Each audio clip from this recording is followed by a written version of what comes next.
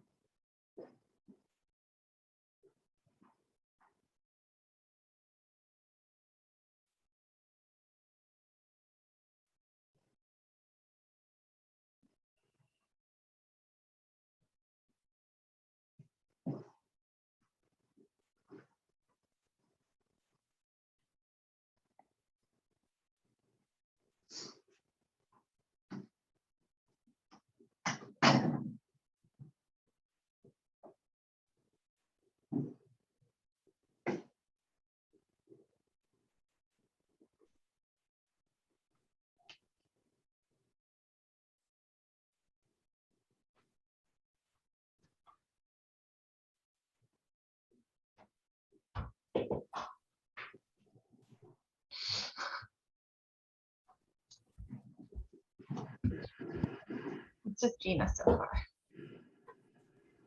Gina, I admit, I don't see her. Oh, she's not sitting right there. Hi, yet. Gina. Hi.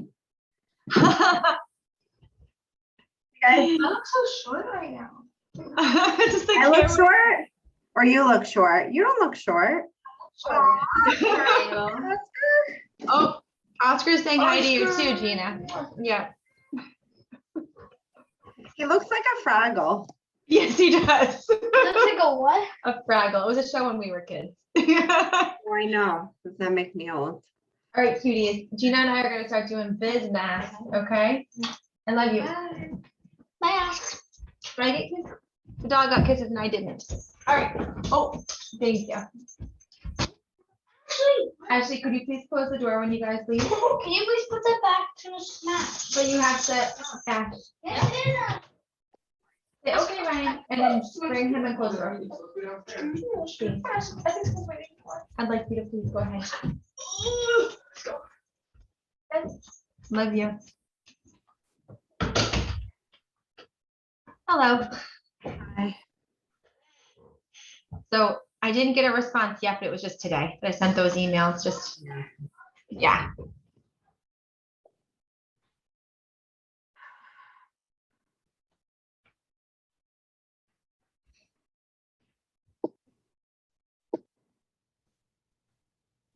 Good evening. Hi, how are you? I'm terrific. Are you doing well? I'm okay. Yeah. I am. Thanks to nice people like you and Regina and the rest of the school committee and people who have been sending me beautiful cards and emails and text messages. How's Joyce doing? Good, good. She's hanging in. How's her She, friend? she was over her friend's house today being taught how to use a Hoyer lift. Oh, wow. Yeah, my wife is tough. Yep. Wow. Good friend. Yeah. Kevin, how are you? Oh, doing well today, thanks. Yourself? Great, thank you.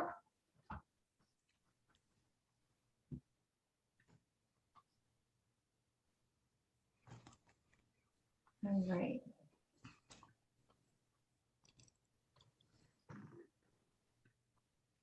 Evan, can I ask you a question? Please do. That I would just ask you if I saw you in passing anyways. Are we going to be allowed to do things like slush this year? I think, let's see, we can have outside gatherings. Yeah. So we had, we had the how back to sixth school grader- slush. Yeah, you know how the sixth graders usually. Oh, you mean slush? parents volunteering to serve slush? Yeah, and you know how they'll usually have like a slush, like I think it's historically been right after school outside at dismissal. Mm-hmm. So I don't know, it's outside, but on school grounds. You don't have to answer right now. I just wanted to get you thinking. That's a good possibility. With those parameters, visitors not coming into the building Mhm. and having it outside. Yeah. you know. Yeah, I think February would be a good time. Oh, I know, right? Well, that's why I'm asking it now, because I'm thinking we should probably do it soon. Yeah, we'll ask Deb and Cheryl and get And their just to opinion. be clear, though, probably it would be preferred not to be scooped. It would probably be preferred if it was those cups like the Italian ice, like you did at the back to Yeah. school flush. Yeah, Yep. Okay. Lindy's. Yeah, and Like- they're great. And I Yeah. would say get wooden sticks to break into them, because the spoons are Yeah. plastic spoons are a pain. But yeah, and then you just shoot them from a cannon or from a giant slingshot 100 yards away, and it'll be fine. Oh, I know, right? No, I'm sure that with those, you know, that scenario, by the end of last year, we were, I think, selling things outside by parents. Hi, everyone. Patty, how was Hi, the Miss rest of your Karis. trip? Good evening. How was the rest of your trip? Fabulous. Good for you. Absolutely wonderful. I'm glad I made it out. You know, now that we're off the safe list in the EU.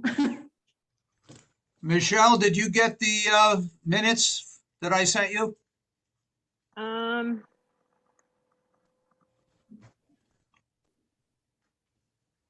I did, thank you. Oh, I apologize. I sent you the uncorrected version because I just real quickly went down to where I had them in my inbox. The date on the date needs to be changed to the 24th of August. No problem. I just ended up typing over the last ones that I had with a new agenda. But thank Oh, you. okay. So you're just going to use them as a template. Then don't worry about it. The minutes in today's packet have been corrected. Okay. I got it. Thank It you. was really confusing. I don't know if I did it or not, but the date was 8/24 and the time was 8/23, or the other way around. Yeah. I'm not quite sure, but the way they are now in the packet, they're both 8/24. I figured it was better to be off by a minute than a day. Good evaluation. See Beth in the waiting room, but I think we can get started because we have enough members here. Everybody good with that?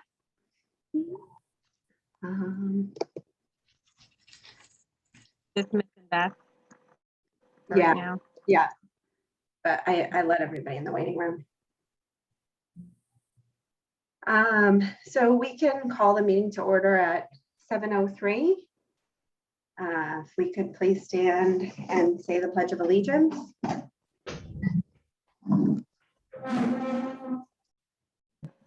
I pledge allegiance Pledge allegiance To to the the flag of flag the United States of the of United States of America America and to the republic republic for which it for which it stands, stands, one nation, under under God, God, indivisible, with with liberty liberty and and justice justice for for all. all.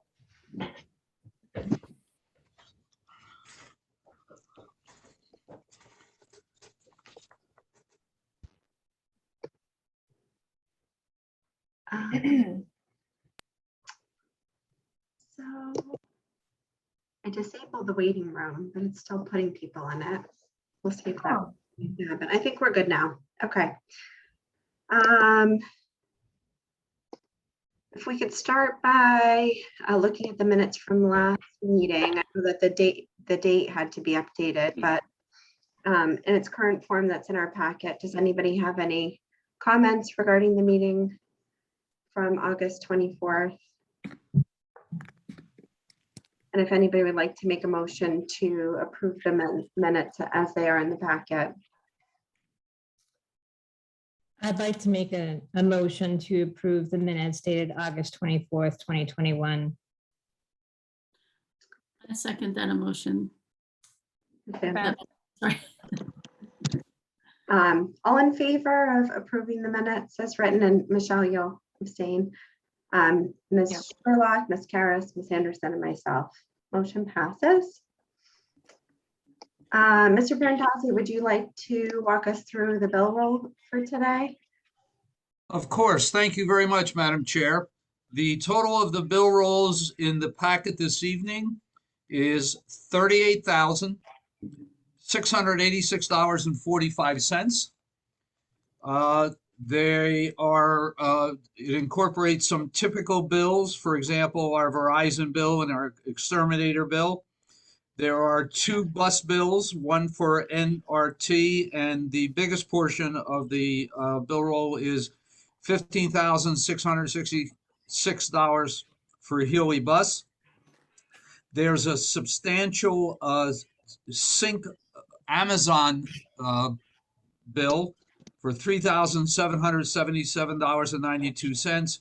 That's basically for a variety of things we buy from Amazon for supplies, art things, crayons, stuff like that.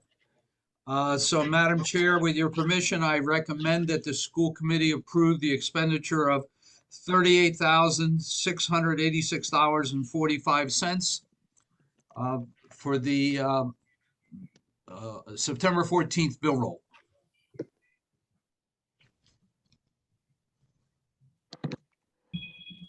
I'd like to make a motion to approve the September 14th bill roll in the amount of $38,686.45. I'll second the motion. All in favor of approving the bill roll as written? Ms. Sherlock, Ms. Karas, Ms. Damon, Ms. Anderson, and myself. Motion passes. Thank you. So we can move on to talk about the COVID-19 update. We have a couple of things to talk about here. Mr. Perentazi, do you want to start with the local data? Certainly. I actually have 3 portions to my very quick update. One is the local data. 2 would be the test and stay program, and then some things we're doing within the building. So last year, for the entire year, we had 12 positive cases in our school. All of these students, 0 staff members who had a positive case, contracted COVID-19 outside of school. This year, in the town of Nahant, in July, there were 6 positive cases. In August, there were 25. And so far, there have been 15 in September. And that includes positive cases or close contacts. Right now in the town, there are 6 active cases being monitored by the Public Health Department. None of them are students, and no, they do not involve any school contacts. So even though the numbers seem a little higher than we had hoped they would be by now, we still find that our protocols, led by the school committee's use of science and appropriate measures, is keeping the COVID-19 from being communicated while our students and staff are at school. And so that's a really, really good thing. I do want to once again thank Mr. Barretta for the town administrator got us air filters. So in a typical classroom now, we have 3 preventive measures that do not involve masks and distance. One is that our windows are open. 2 is that we have column fans moving the air from out near the outside windows into the room, and we have air filters. These filters remain on 24/7, 365. We do not turn them off. So the air is being constantly filtered. We have been going through a process for about the last 10 days to sign up for the Test and Stay program. The Test and Stay program is a program that's being led by the Department of Elementary and Secondary Education, along with the Department of Public Health, that allows a student And I'm going to be very clear. And if if I'm not clear enough, please make sure you ask me. An asymptomatic student or staff member who is in school and has been identified as a close contact while in school, to stay in school and get a rapid test for daily for a period of 7 days. That period will mean typically 5 tests, because we would test on Friday and on Monday, but the length of the days has to be 7 full days. The key is we're trying to keep kids who have contact with COVID-19 while at school in school. However, at this time, if the contact is outside of school, our previous protocols that are in place regarding a test outside of school and quarantine or isolation still are in place.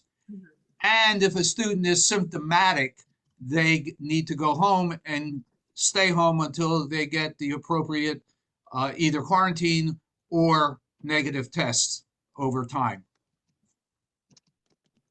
In your packet, you have a slide that I put in that explains, hopefully a lot clearer than I just stated, that reality. So we have a nurse, Karen Jarsko, is helping us. And obviously, our school nurse, Mrs. Delicio, is intimately involved in those decisions, as is Deb Murphy and the other public health nurses. This is fantastic. Thank you so much. And thank you to the nurses. This is a wonderful initiative we can do to, get these kids tested, which is wonderful, for them and for us to know that, the testing is happening and we have real, data in real time, and then to enable them to safely stay in school is fantastic. So thank you. It takes a lot of effort, and thank you. I have a question. go ahead, Michelle. To contribute any additional information. I don't want to put you on the spot, but if you had anything additional you wanted to add to what Mr. Perentazi said. We were at a meeting earlier today and discussed all of this. I'm sorry, Madam Chair, who was that question for? Oh, Mr. Zillow is on the call also, so I didn't know if she wanted to add anything to what you said. Yeah, just everything Tony said is absolutely 100% true. The only thing, and we kind of forgot to talk about this in more detail today, but the nurse Cheryl Delicio and I discussed it after the meeting, and then that same offer goes to the staff as well. So in order to keep the staff as well in school, we will be offering the exact same opportunity for staff members as well. That's wonderful. Thank you. I just want to add that this is a program that parents will have to consent to. So students will have to have parental permission to participate. If parents choose not to participate in the program and they've been identified to be a close contact, even at school, they'll have to quarantine. So, it's not mandatory for students to participate, but certainly we would encourage parents to consider it in order to keep kids in school.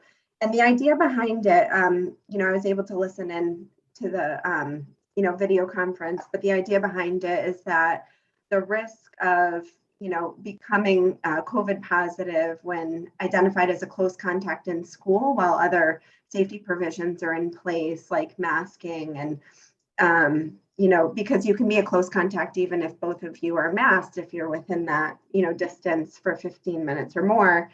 But the risk of actually contracting COVID is low in the school.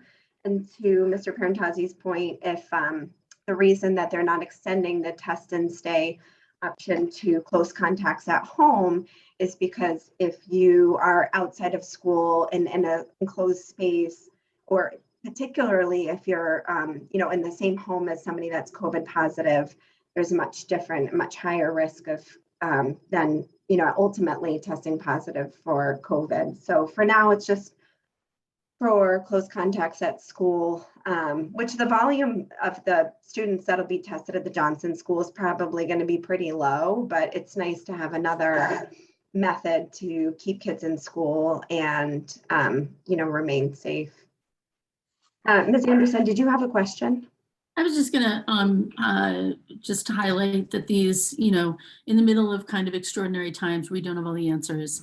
I think that the school system, that teachers, nurses, school nurses are all on the front lines of doing this work, and we are following the science. They are keeping schools open, which is so critical. And we're learning how to live with this thing as we figure out as a global community how to conquer it. And I think we're emblematic, in Nahant, and my heart just goes out and wraps around like the staff, the teachers, the nurses for making this possible for our kids. And so just thank you so much. We do not underestimate the, just the volatility of these times, and we're going through them steady, and appreciate it. Agreed. Thank you so much.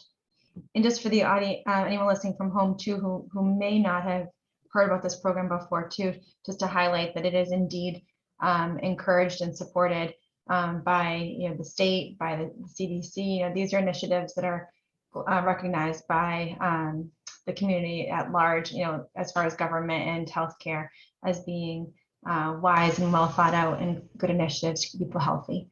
So thank you.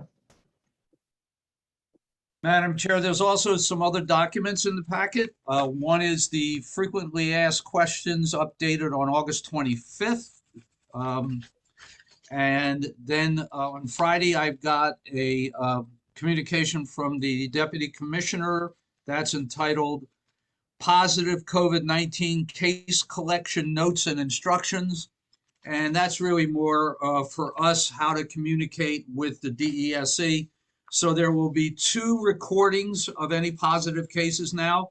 Karen will be recording it online for our consultant, the CIC company. And then I, either Mrs. Delisio or I, will be recording it on the DESE protocol website. So, and all those recordings get collectivized to the Essex County data, the Massachusetts data, and then the federal data, so that the data on cases is kept up to date. Then there's a document I want you to know that I got, but we're not doing what it says, and that's the school meal programs question and answer. And that, I believe, is the last document in the mini packet for 4A. And this one basically says that we can have students 3 feet apart when they're eating. And after talking it over with our medical professionals, we have decided not to do that.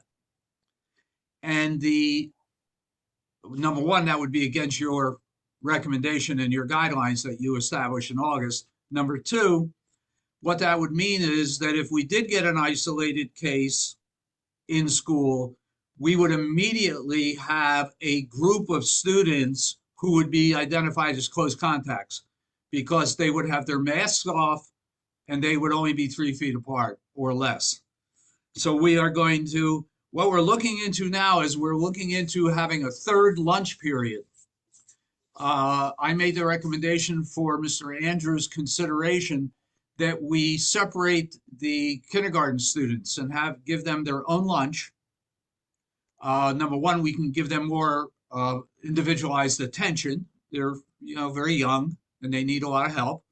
Number 2, that'll drop our numbers down so that in the cafeteria, so that we can accommodate all the students at the 6 feet distance. So I'm not saying that we're going to do that, but that's a recommendation that the staff is looking into right now.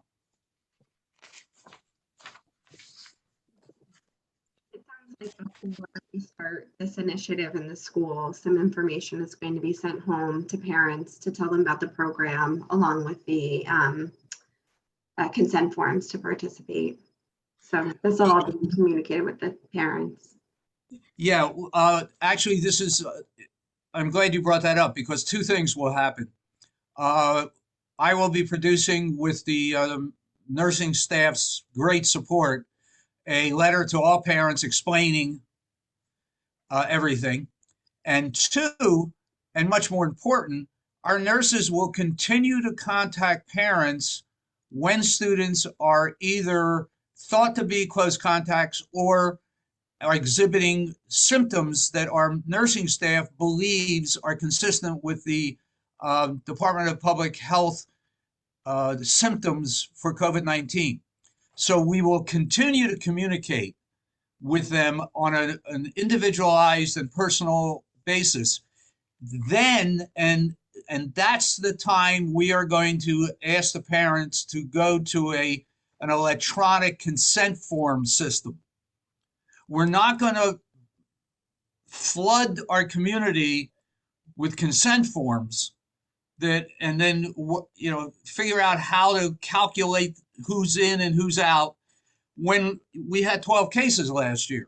So we're going to, and we checked this with the experts, our consultants, and they agreed that that was a much more personal and a much more logical way of doing it, based on our history.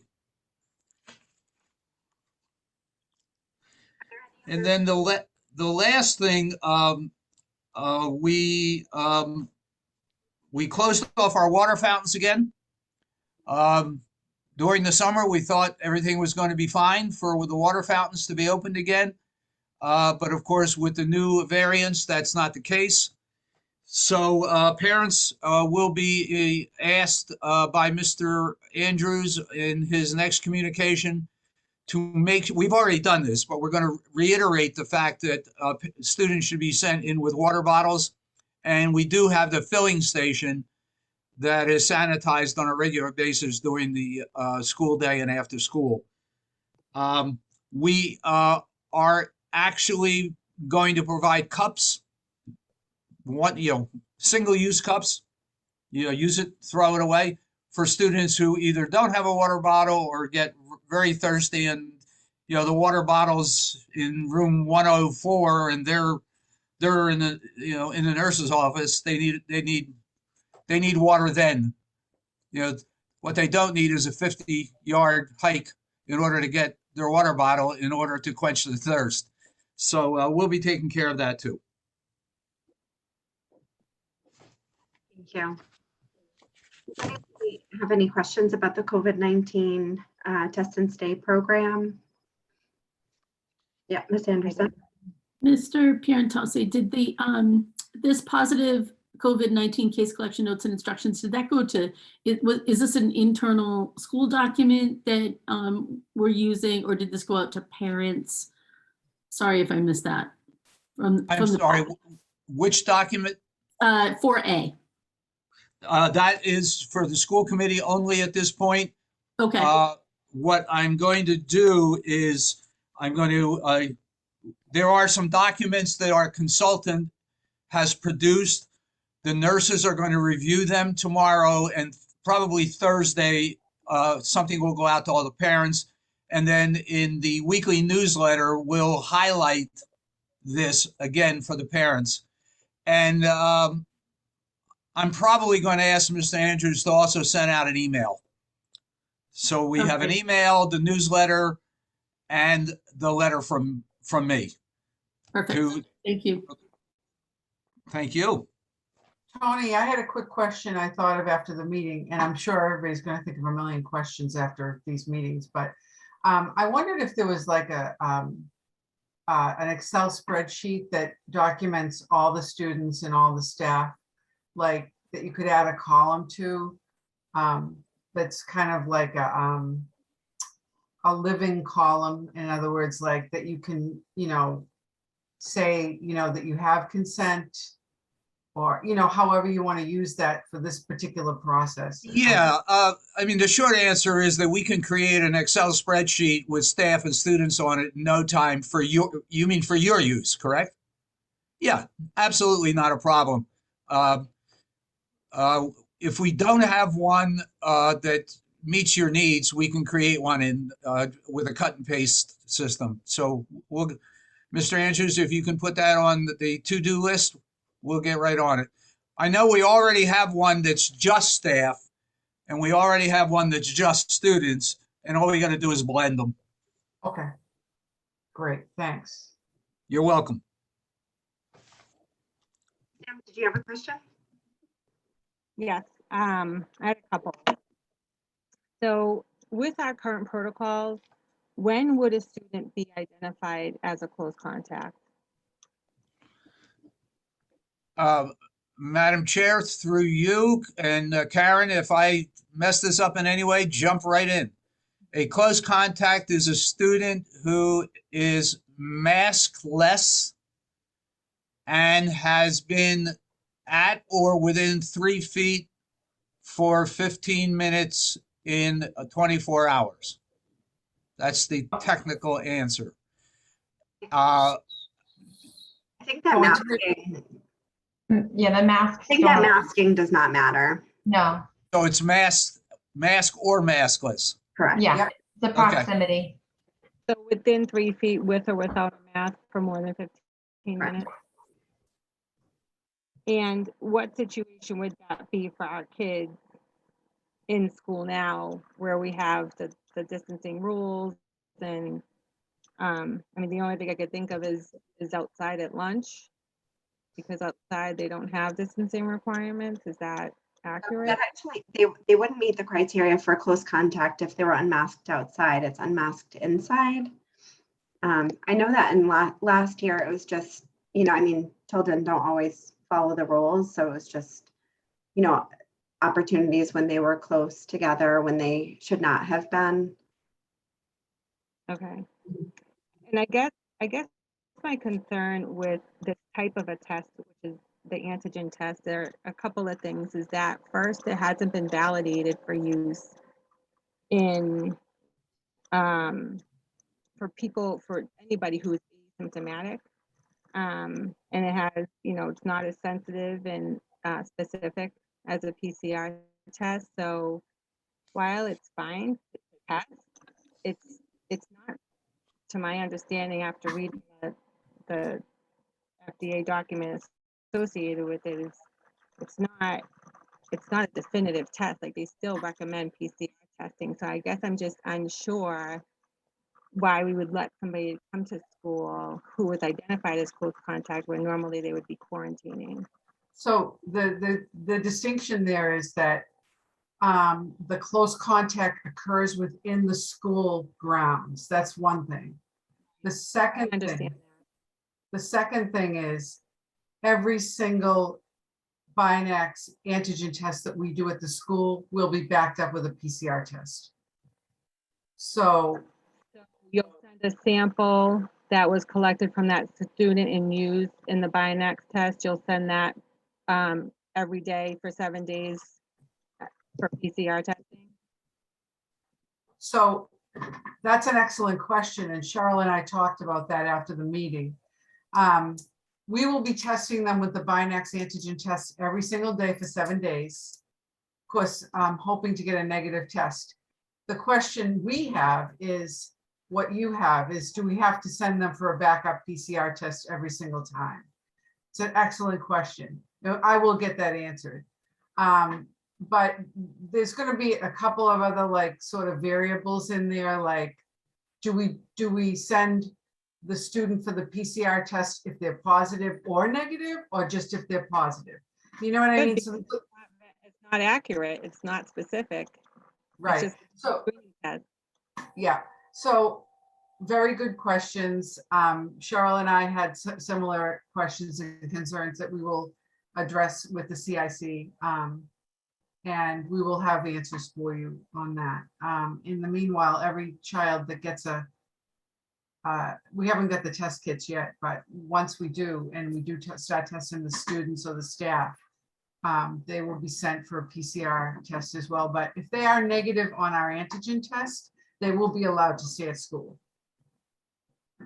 I think one key part too is that, when we're doing test and stay, the children are staying with safety protocols that remain in place. So they're still masked. So I think one of the reasons that this is considered an acceptable mode of testing is, like Tony said earlier, the risk of contracting COVID is considered to be low in a school environment, because when the proximity is close enough to allow someone to be a close contact, we're not allowing the students to be unmasked. So whereas in a different situation, you could have unmasked, within 6 feet, your risk of transmitting COVID is way higher. You might argue that a PCR test is absolutely necessary and that the quarantine is necessary. I think that the idea is within a school setting, the risk is lower because masks are in place. 15 minutes would actually be a pretty long time for someone to be breaking that protocol and not be noticed. So I think that's part of it. The other part is that the sensitivity of the antigen tests, although it's not as good as a PCR, the risk of a false positive is actually higher than the false negative. Yeah. So it's not perfect, and I'm not claiming it is at all, but it's available to us in a much easier manner than the PCRs would be. And the risk of false positivity is higher than false negativity. And therefore that backup PCR test that would then enable that false positive to come back to school makes me feel better. Yeah, And negative though is only tested, to my understanding, for people who had symptoms. It wasn't for asymptomatic people. So I if there's something available, I haven't seen it, but what I have seen is that the false negative rates for people who only had symptoms. I looked this up and I can find some information too to share. I'll be happy to do that. Also, I like to think of the this Binax antigen testing as just another mitigation strategy. So we have, like, the Johnson Elementary School has so many great mitigation strategies, which is proven by its success rate last year. So I like to think of this Binax antigen test as just another great mitigation strategy that we can offer, but it keeps the kids and the staff in school, so it's worthwhile doing, Well, I guess my opinion on it is that would be true if the test was able to detect asymptomatic individuals, and I just don't know that that's true. Because even in a PCR test, when people are saying that people are most transmittable, can transmit the virus the most, is that you can't even pick it up on a PCR test, so they make you wait. So I guess I'm not understanding what allowing somebody who could potentially have COVID, to come into the school and stay in school. Like, I thought that we were trying to mitigate that.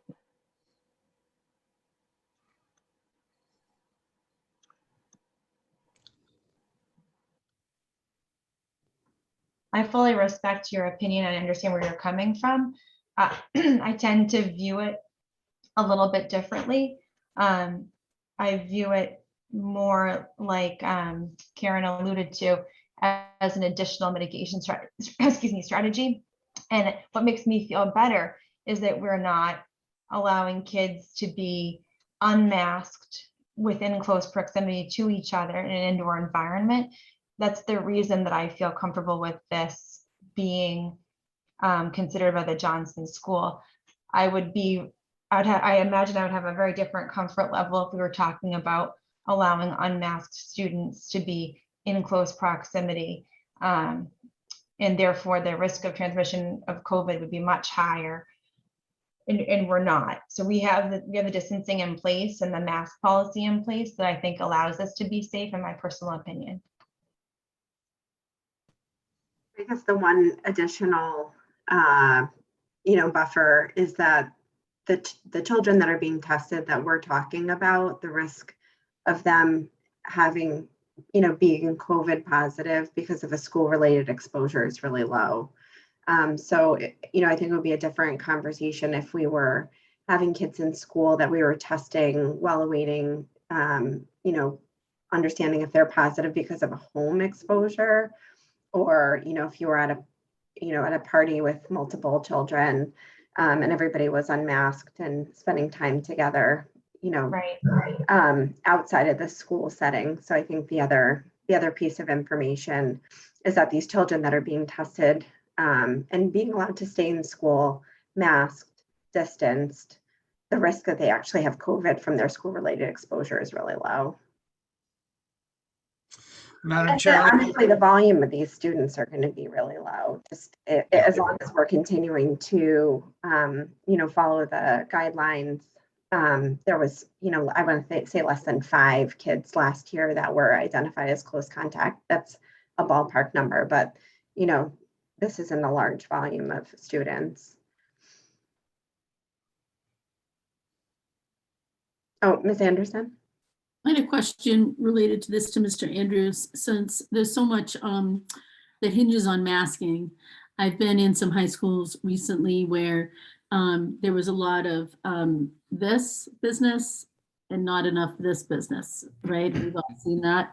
And so I wondered how I have a little bit more view of the younger students, because I have a couple, but I wondered how the older students were following mask guidelines, and how that was going in the school. The younger grades seem, when this all started last year, I was shocked at how good they were, but it does seem really good. Sure, happy to take that, Madam Chair, through you. So I was just observing the 6th grade, and I think the staff has developed a nonverbal signal, and it's just the teacher puts their finger on their note. Yep. And there really isn't a back and forth over it. At the start of the school year last year, when we had to have the masking, there were some students in the 5th and 6th grade, I thought, testing it and it looked kind of cool to, like, hey, look what I'm doing. I don't think it didn't seem to be accidental at the start of last year, but I think that's corrected itself. And that I haven't heard problems with that. I think more now is that students are seeing that outside they can have their masks off. And I think we're all in a situation where we're always trying to remember, mask on, mask off. What am I doing now? And I actually see more younger students that need a reminder to fully put their mask back on, because they just, I think it's more forgetfulness. Thank you. Great. So I think the compliance is good. that's my observation also. Very good. So it sounds like the information that we're looking for is if a backup PCR test is going to be sent after the rapid antigen. And Ms. Jarzillo, will you send that information to the group, please? Thank you. Okay. Madam Chair, would you like me to move on? I think so. I don't know if anybody else from the group has any other questions or discussion points. Yeah, if you would like to move on, Mr. Perentazi, thank you. Thank you, Madam Chair. Item 4B, I'm going to start with the LED project because that's most in my mind. This morning I went to a meeting with 3 reps of Energy Source, which is our consultant, our town administrator, and Vicky Mansone, the town's energy consultant. We were approved for the LED project, phase 1, on the 7th of September. We have a material delay that is somewhere between 4 and 10 weeks. So the actual LED installation in phase 1, which is a $71,235 project paid for by the energy efficient funds that we all pay in our utility bills. That will take care of the gym, about half of our schoolrooms, some hallways, bathrooms, and offices.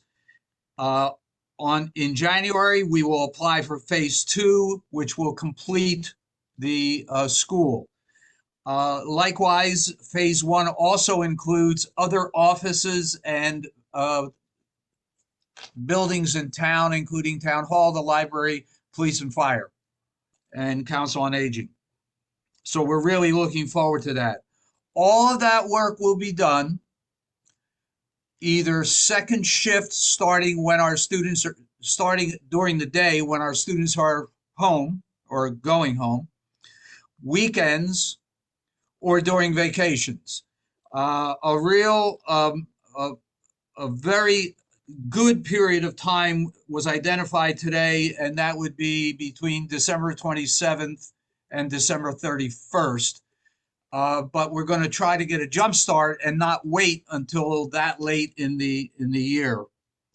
So students probably won't see anything. The most adults are going to see is there'll probably be a big dumpster somewhere near the school that all of the hardware that we take out of the building is going to be put in, and they may notice the light change when the LED lights are installed because they're a little bit whiter light than they may be used to. The solar, I'm going to just very briefly talk about it now because I think we'll probably talk about it much more under 8C.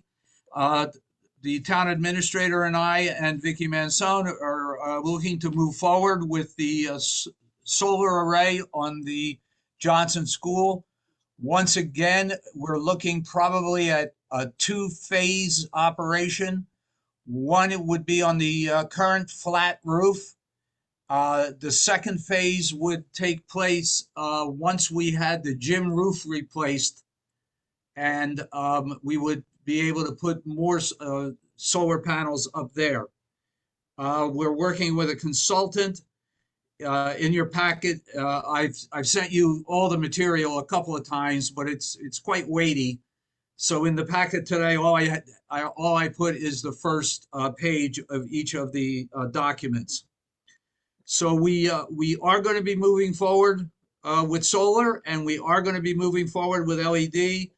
The end product of this is that the town taxpayer will be avoiding somewhere in the neighborhood of $40,000 to $45,000 worth of electrical costs a year for the Johnson School, plus more cost from other departments.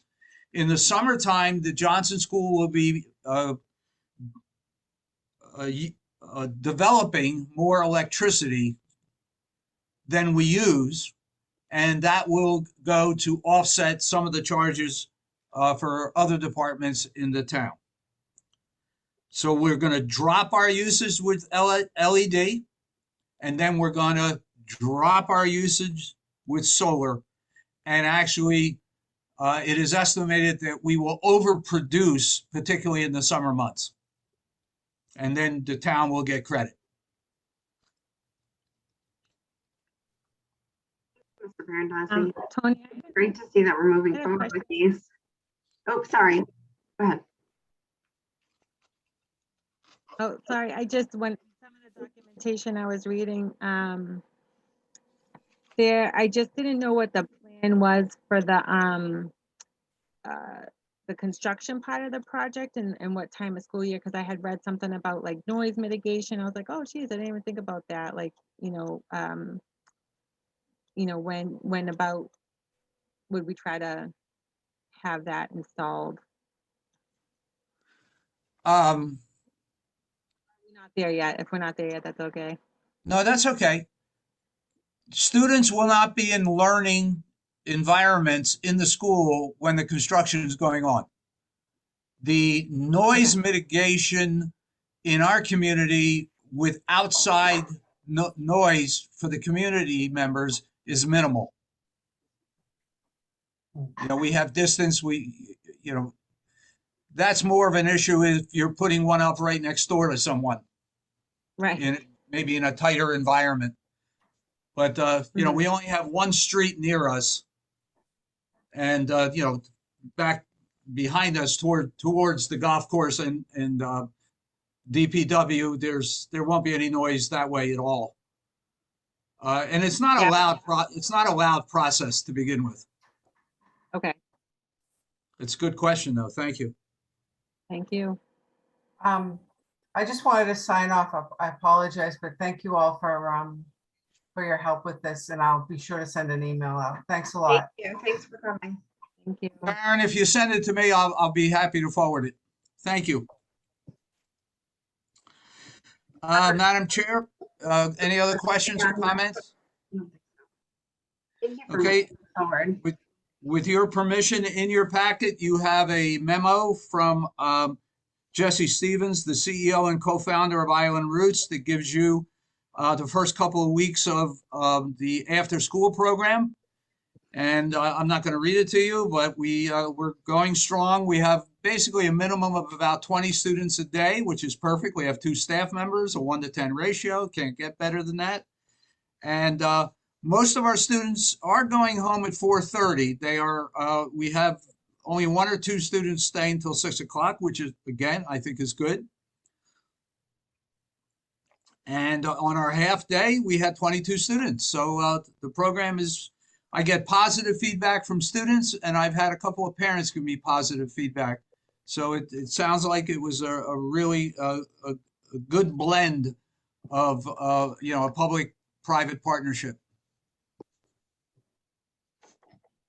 I've anecdotally just heard positive reviews as well. Nothing formal for our community correspondence part, but Mr. Andrews, I've heard great things as well, and my own child reports very favorably as well. So thank you. Great to hear it.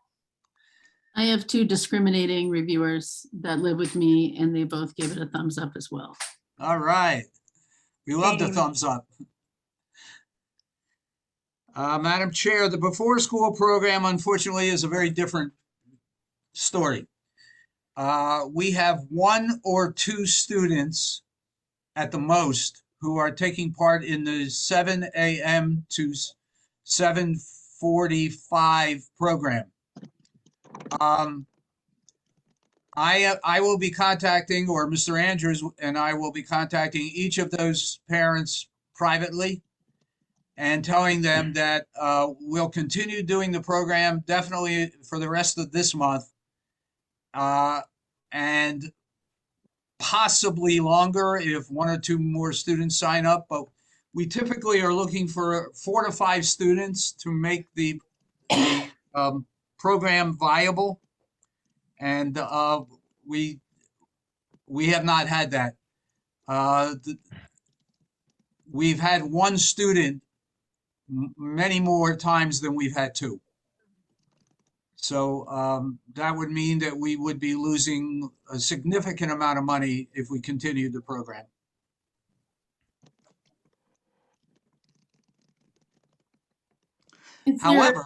However, parents are relying on it, so I'm not going to just say tomorrow we're not going to have it anymore. We're going to put it out there, talk to them privately, and maybe some other parents will begin participating when the weather gets a little worse, or maybe they'll be going back to work instead of working from home.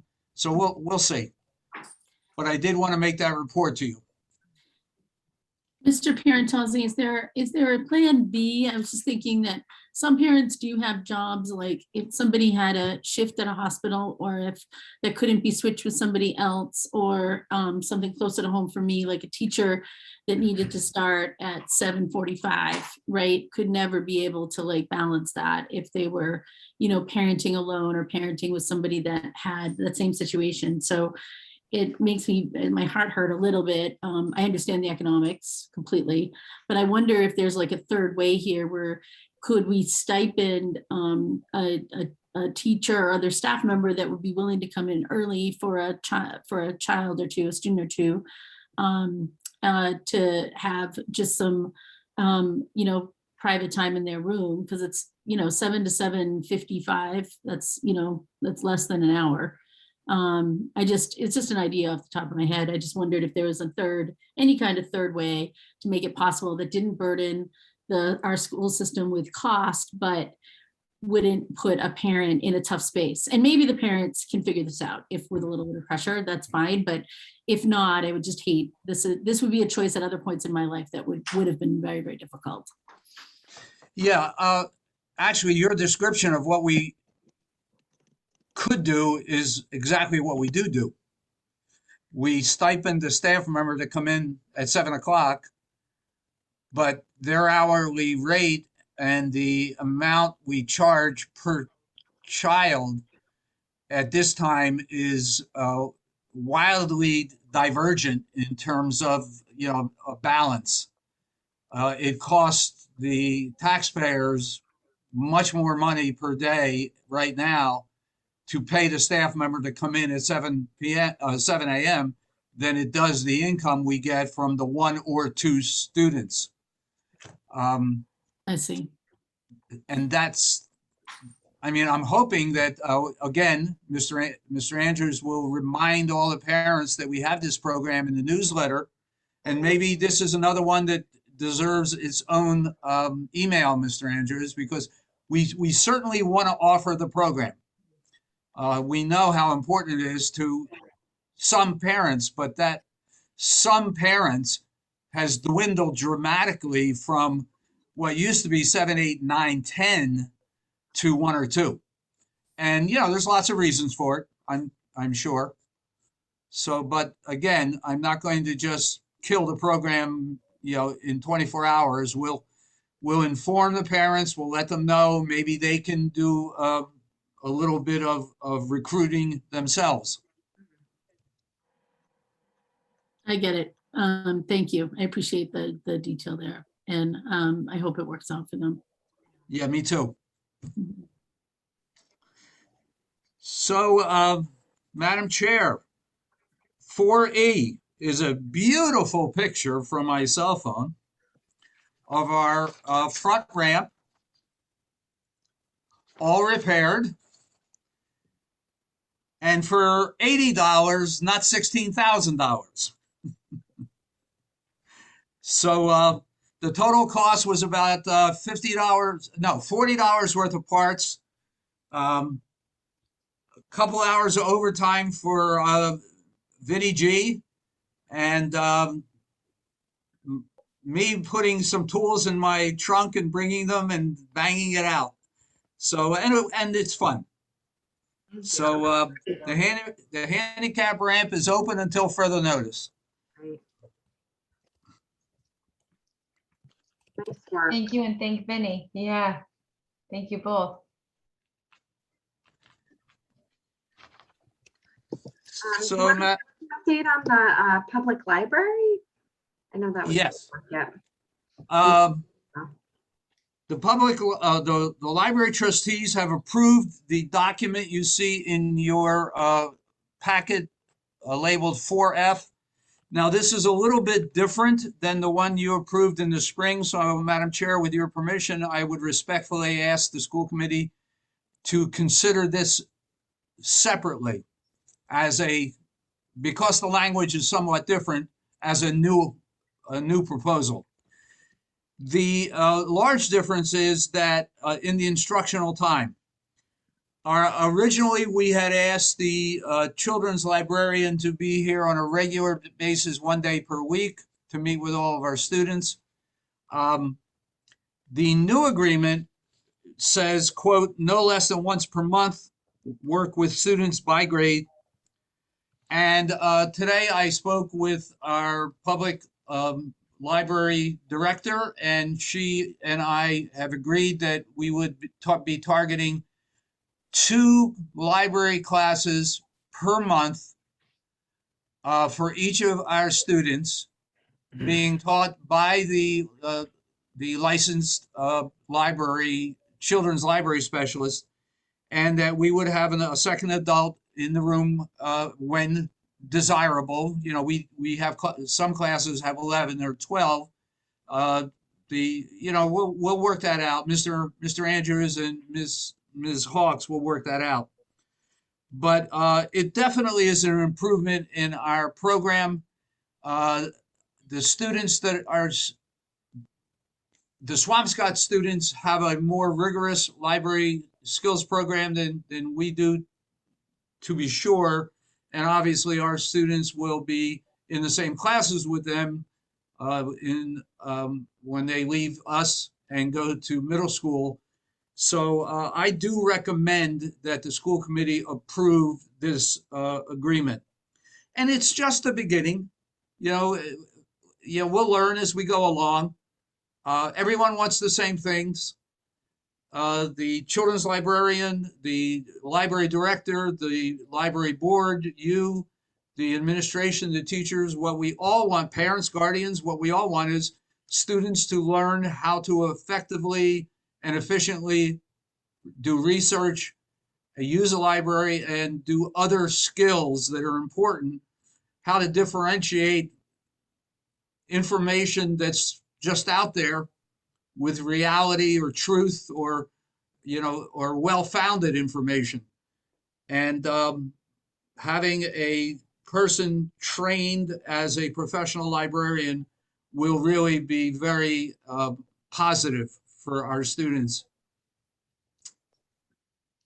One question I had when looking at this, so I know on the current schedule, the students have library every week. Is that going to continue to be, are they still going to have time in the library every week, and just it'll be, once or twice a month that the public library librarian will participate in the class? Actually, in the current schedule that Mr. Andrews developed over the summer, the students do not have library class. Oh, it's written on my daughter's schedule. That's why I thought. It's a different way of doing it. Okay. It's like the library. It's horizontally rather than vertically, all the classes in one day. Mm-hmm. So there will be a meeting of the minds in terms of, what the schedule will look like. And some of the students, I don't think some students have had any library at all yet. And with your permission, Madam Chair, I would defer to Mr. Andrews. Sure, I'd be happy to give some detail on that.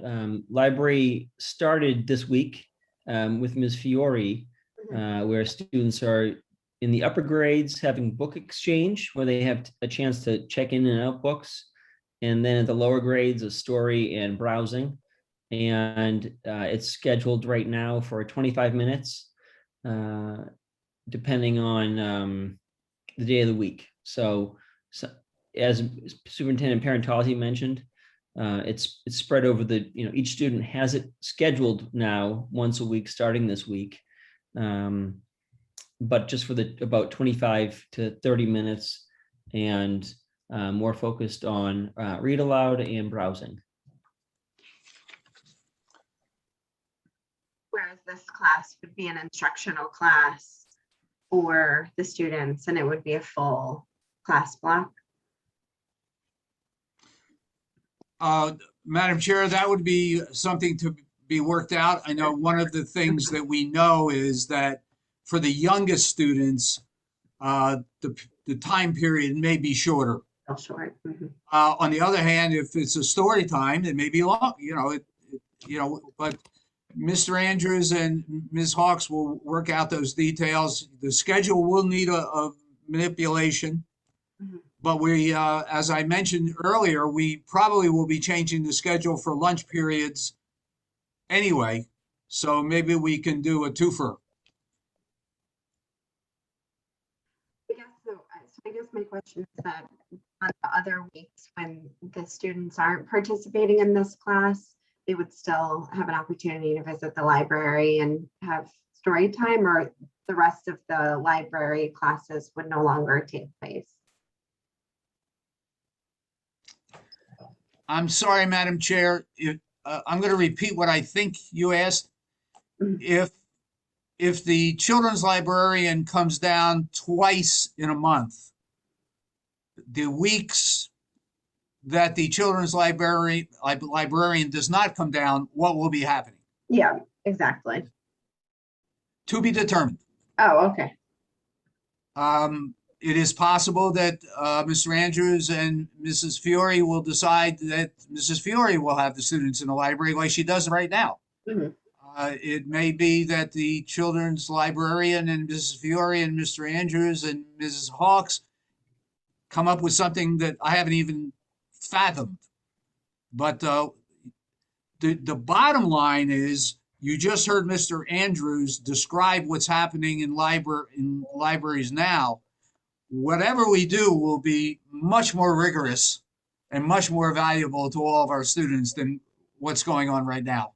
And to that, we are grateful to the library board and to Ms. Hawks and the new children's librarian. And I apologize, I can't remember the children's librarian's name. Madam Chair, with your permission, I would ask Ms. Hawks to turn on her mic. Oh, yeah. You can unmute. I'd just like to add, it just sounds like it'd be an additional, like a nice additive program, additive to the wonderful quality that's already being delivered by what we already have in the school. It's so wonderful to have both. Exactly.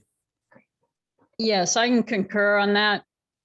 We would never do less than what you already have with story times and times to browse the library. We've already started, and by the way, the children's librarian's name is Laura Raboin, R-A-B-O-I-N, Ms. Laura to the children. And what we'd like to do with the students, we're already putting our heads together, is probably doing something like mini teaching for the older children, still somewhere in the story time type of thing for the younger children, and then some browsing time. So yes, we need to put our heads together with what they're getting now, and whether it is best to repeat some of that, or whether it's best to go away from some of that and do different training. A little later this week, we're sitting down with one of the middle school librarians at Swampscott to specify what they are teaching, what their courses actually look like, even to receiving some of their handouts and other materials. And then we'll see how we adapt those to what's going on at Johnson Elementary School. Very excited with the opportunity to work with all the different ages of children to give them that excitement over reading and learning. I hope that was a horn. Mhm.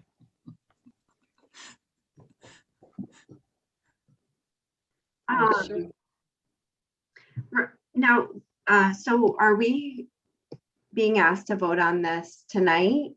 Or I guess I'm just looking for some clarity on. Yes, Madam Chair, through you, I recommend that you approve this program as Mrs. Sherlock mentioned, a real additive to our curriculum. And, in my opinion, with your approval, the professionals involved will move forward and make the program grow and develop as time goes on. And I apologize, I should remember this from previous conversations, but are we supplementing part of the salary? We are not. Okay. Yes, if it helps you, the library is taking care of all the salary. Thank you to everybody who voted for that at town meeting. So if it also helps you, the collaboration details sheet that you were given is really something that my board had asked for. They wanted to see a little more fleshing out of what we had proposed more abstractly in a cooperative agreement. So the only difference in my mind between the two were the commitment to class time. Everything else is just putting in different words what was in my head from the beginning, if that helps you. I'm happy to make a motion to, oh, sorry. Sorry, I just have one more question. And what's outlined in this document is what's also been discussed with the NTA and the staff at the Johnson School. Everybody is supporting this agreement as it's written. The NTA was given the original agreement, and Okay. there's nothing substantially different from their Okay. position in this one. Thank you. Yes.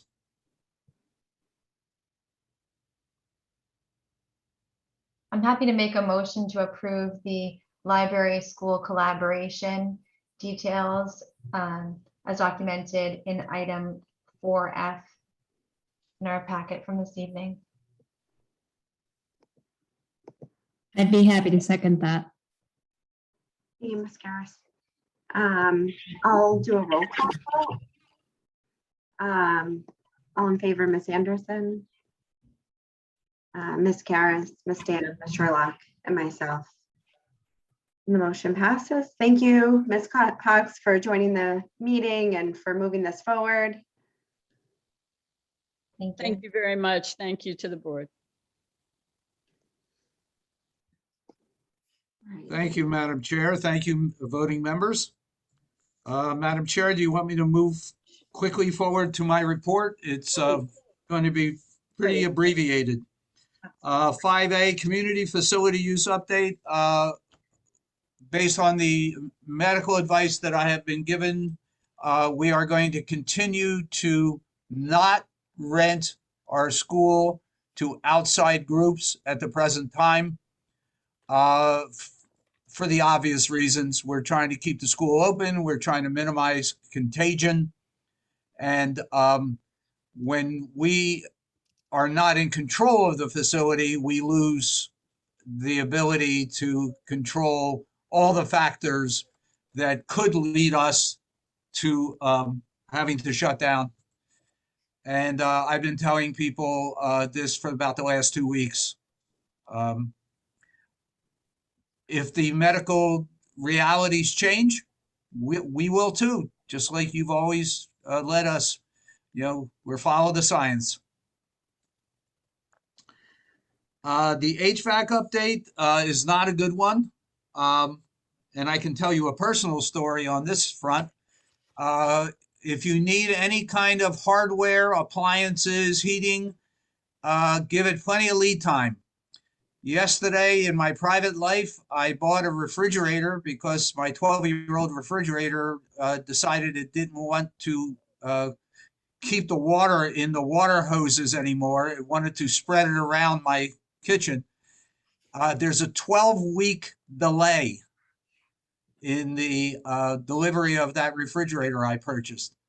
The good news is I was able to shut the water off, so the refrigerator works fine. It just doesn't make ice or cold filtered water anymore.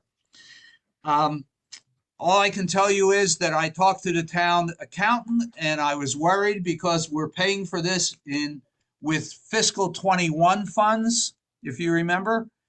And she said, don't worry about it. Whenever it's done, put the invoices through and she will use those funds. So I will continue to keep you updated about that.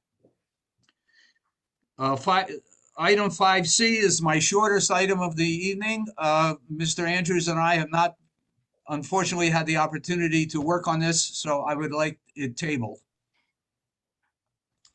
And then but I did put it in the packet for your convenience if you want to read through it or make any comments to us. And then 5D is the enrollment update. And if you see, we are now, including preschool, we're now at over 160. This time last year, we were under 150. So we're growing. We obviously have small 3rd and 4th grade classes, but they are literally the only two we had. A couple of years ago, we had 4 small ones. So our enrollment is growing.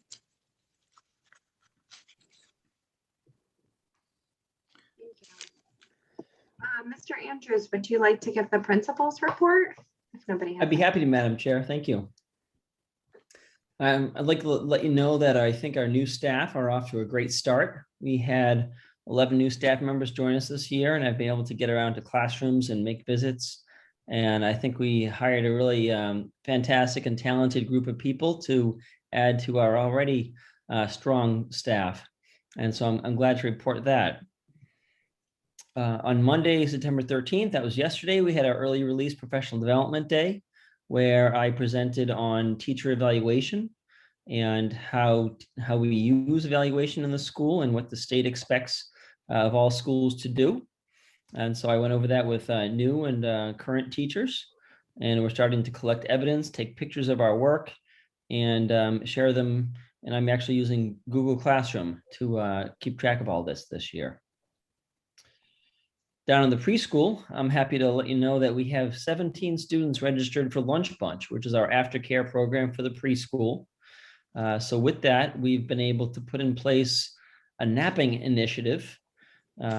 Students, and this is something I've actually wanted to do for several years and just haven't been able to put it all together.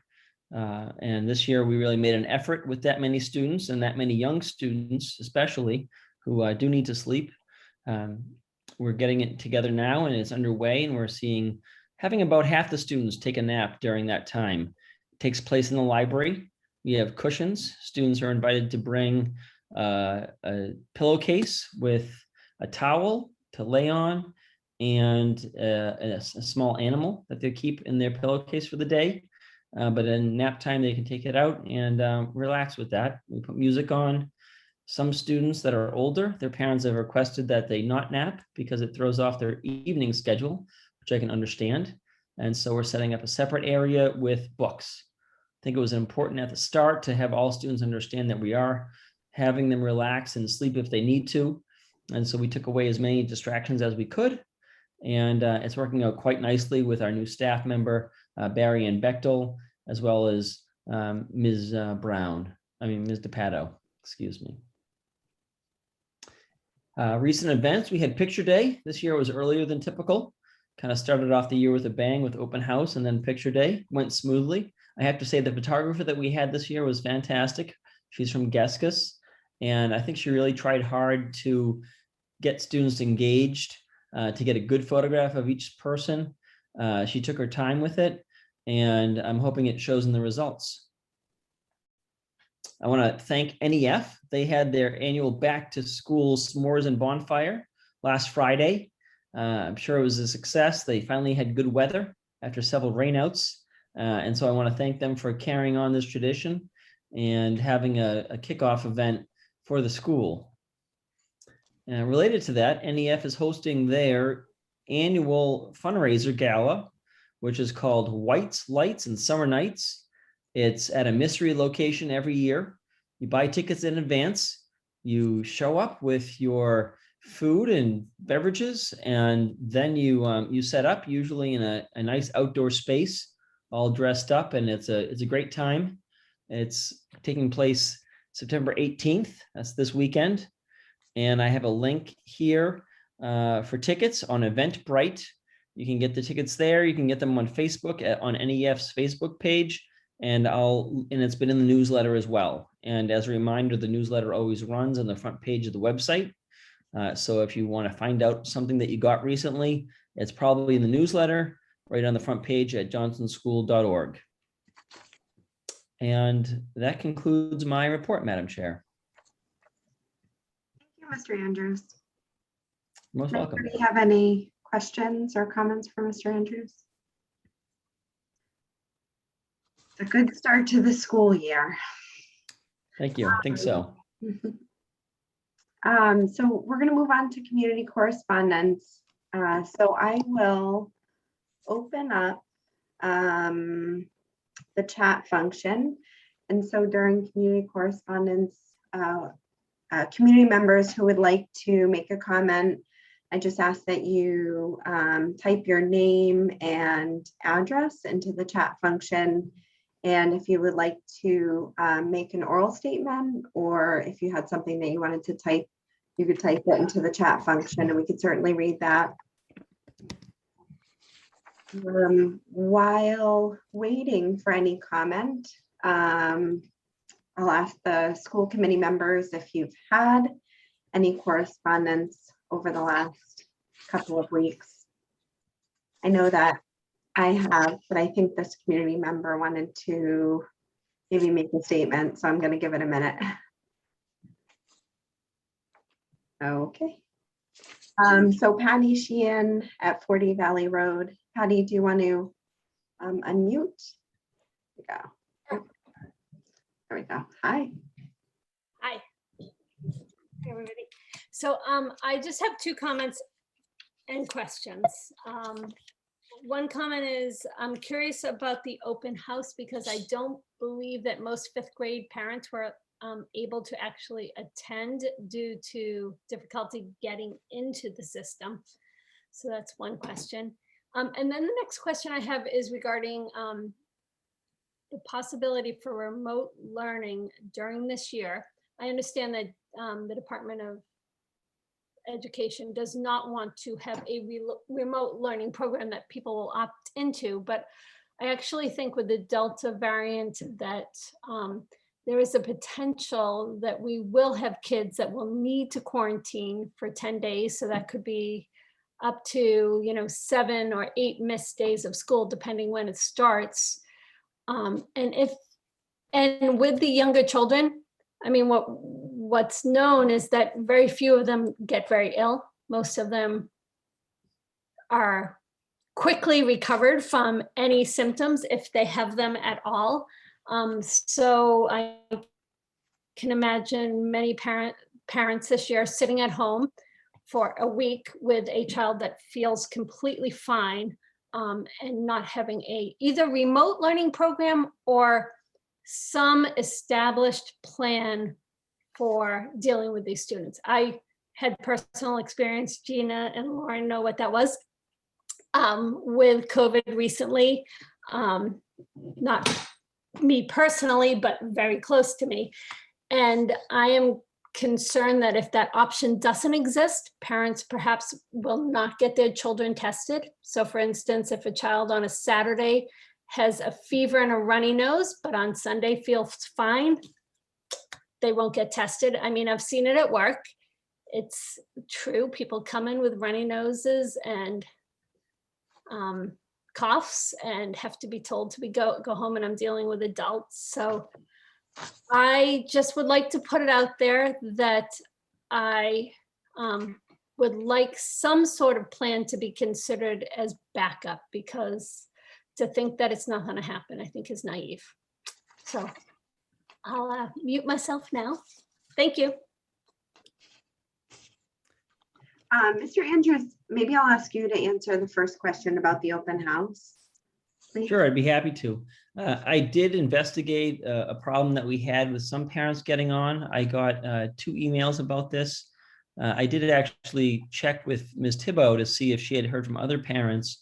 And to my knowledge, there weren't a significant number of parents who could not get on. I did know, Ms. Sheehan, that you weren't able to get on, and I guess I would probably just recommend to I'll have Ms. Thibault get in touch with you to share the information from the open house.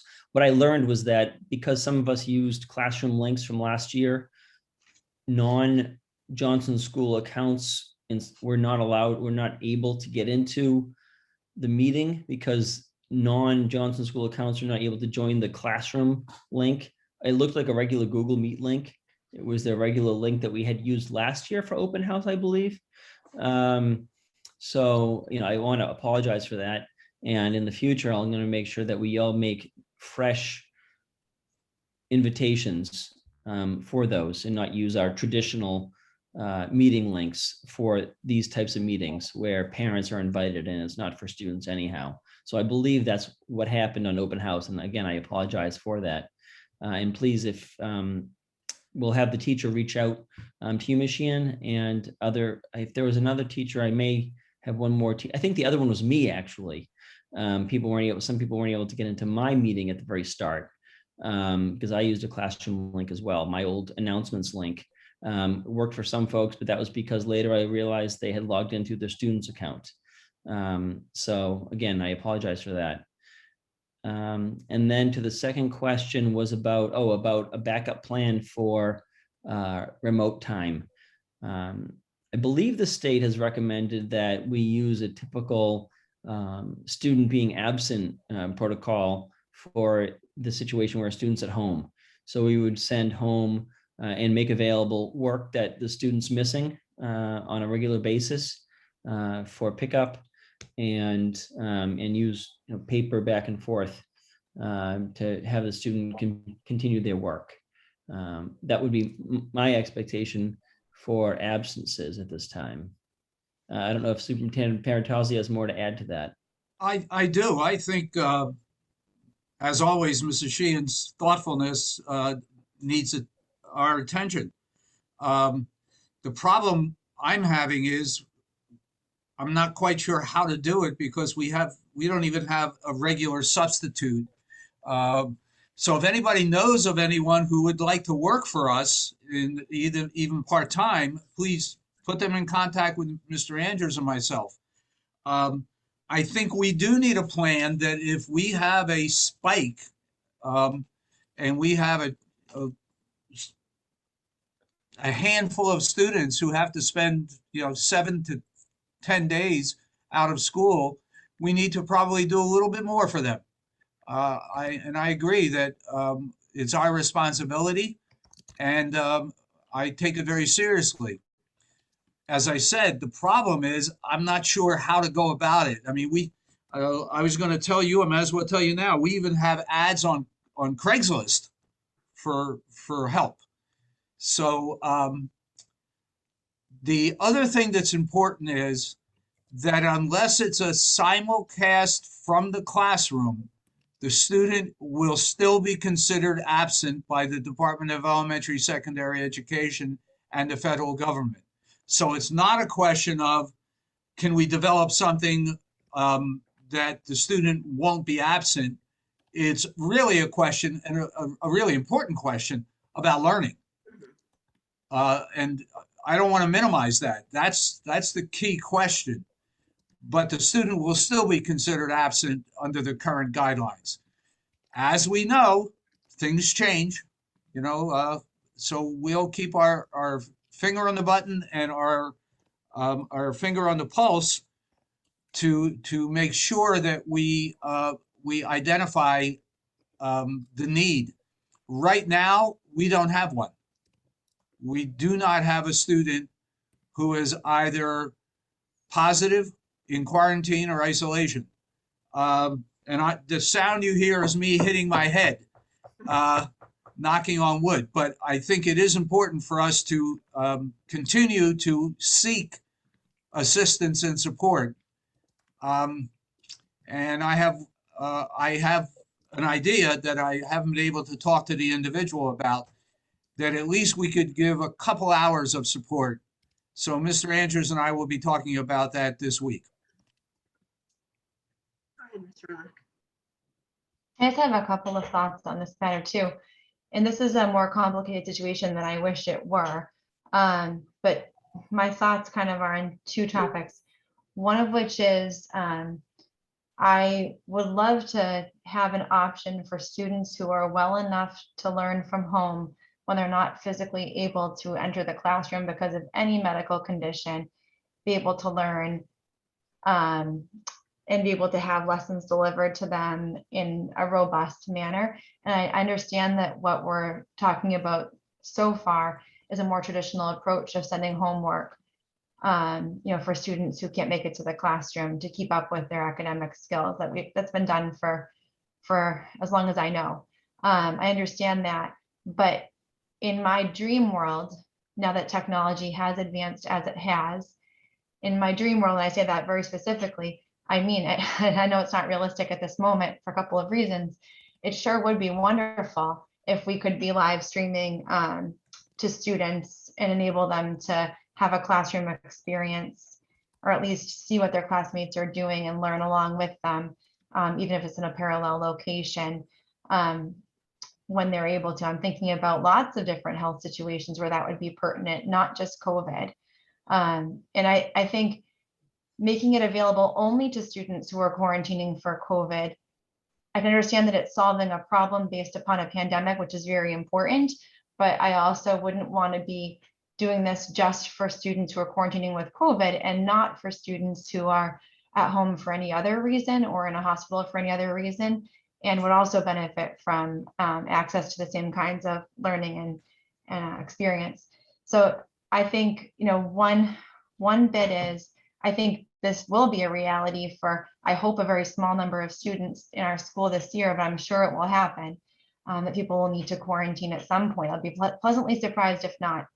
And I would absolutely love it if we could have a system for them to learn from home remotely.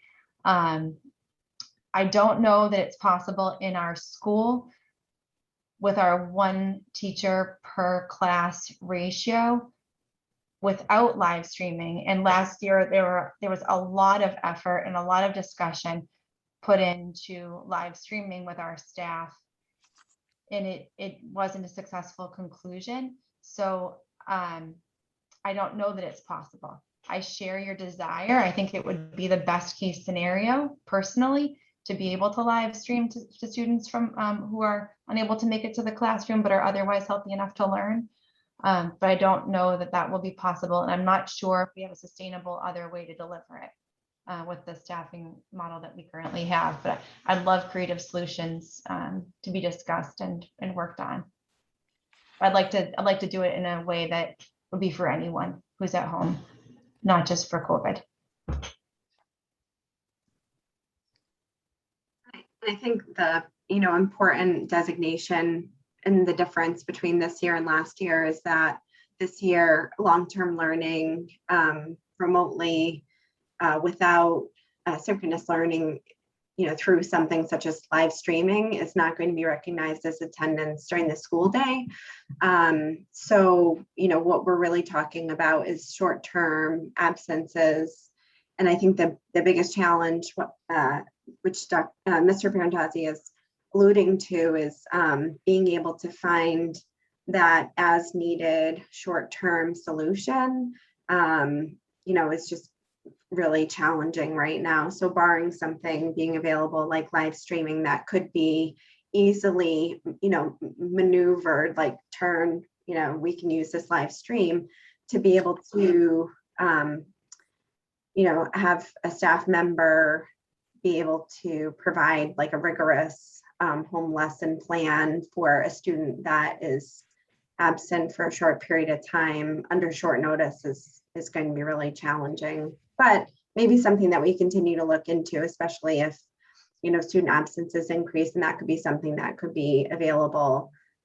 Again, not I don't think it would be a rigorous learning program. It would be more supporting the materials that are being sent home by the teacher and walking them through it in this present state, unless we were able to move forward with things like a live stream, which would be wonderful.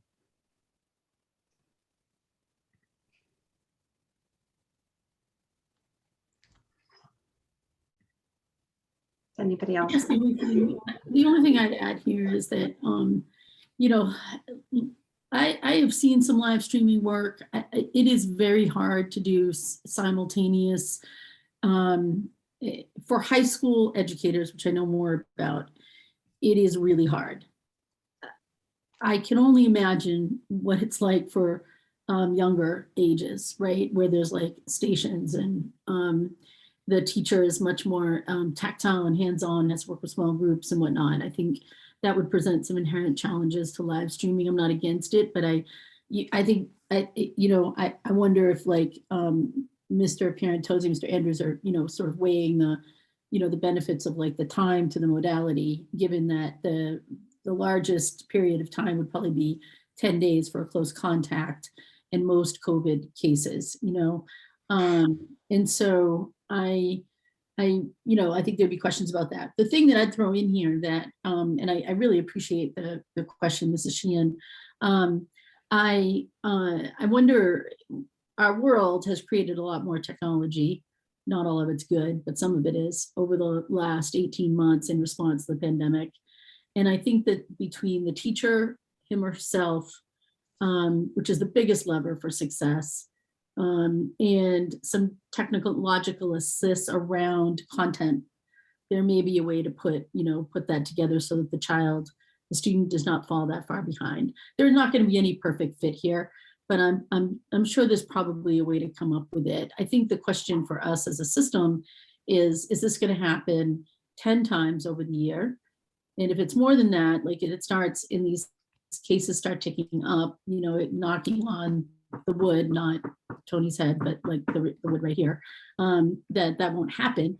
But then I think that's a different kind of thing, right? But I think probably for a relatively small handful of students, there are some ways that we can figure this out so students don't fall that far behind. And I think that this world, like it's really about learning, like folks were saying earlier. Yeah, absences, it's a marker, right, about learning. So we can get learning right, and everybody's going to understand that.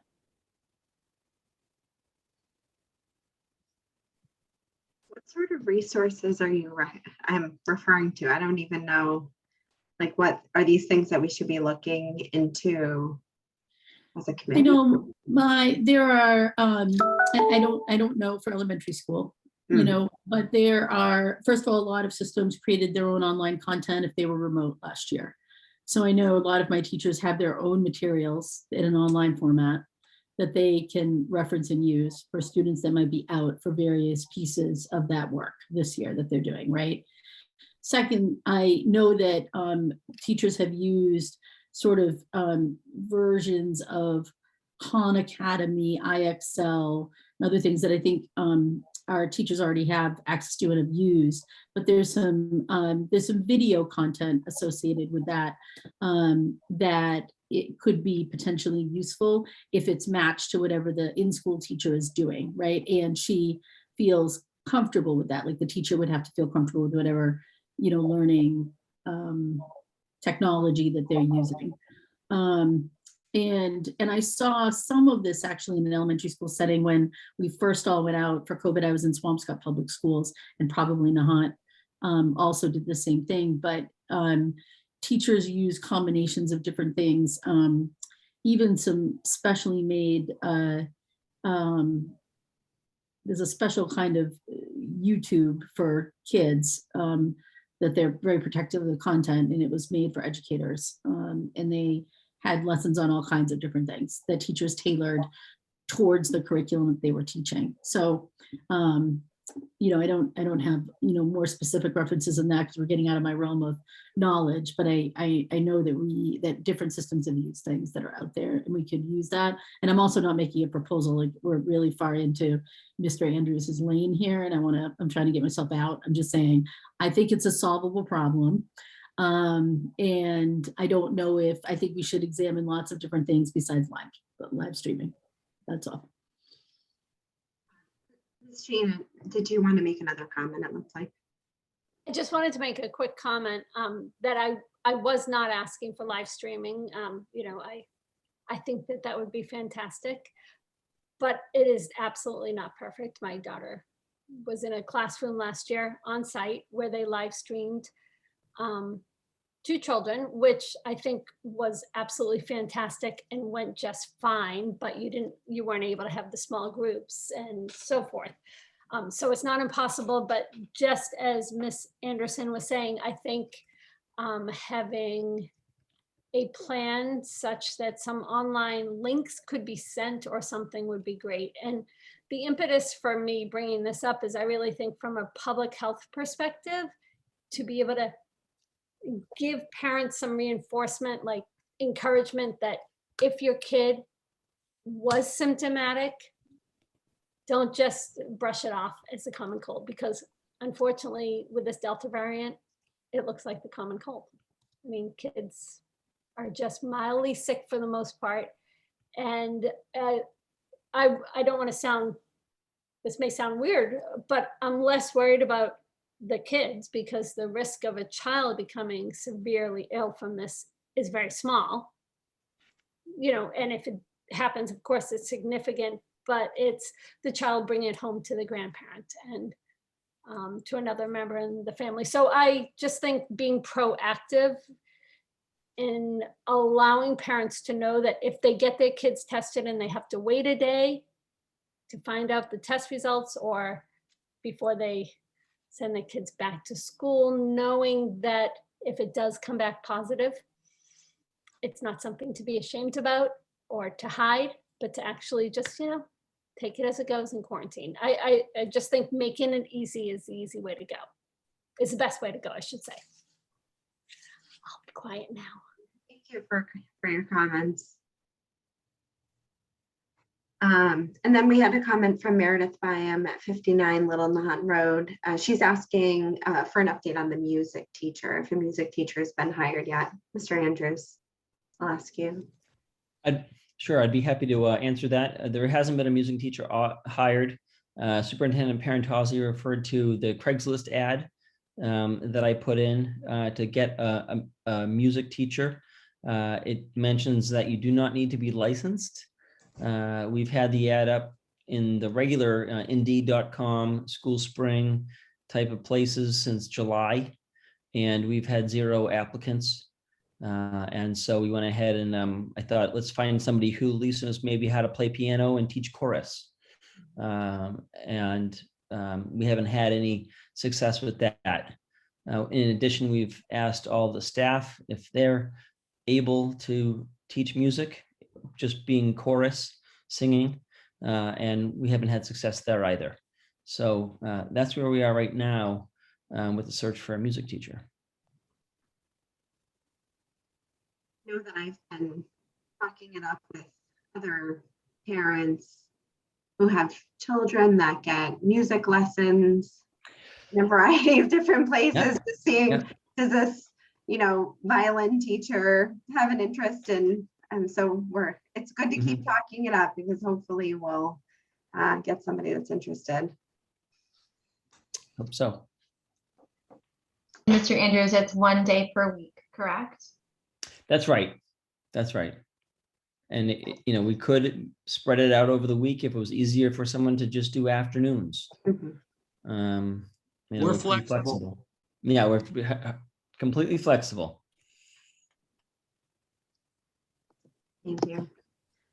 We're currently working, just so you're aware, to also, I'm working with the PTO and NEF to support music instruction in the school through enrichment focus, and then hopefully also supplementing students' creative outlets through a second day of art at some period with a slightly different focus.